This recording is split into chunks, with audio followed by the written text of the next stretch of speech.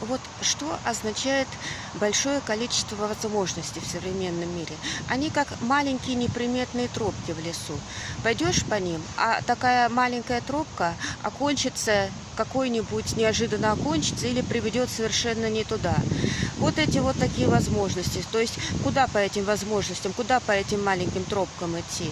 Это небольшие магистрали, как раньше было, ведущие к достижению определенной цели, когда ясно видна прямая большая дорога, которая приведет к конкретной цели. А сейчас множество возможностей, они как множество маленьких неприметных тропок.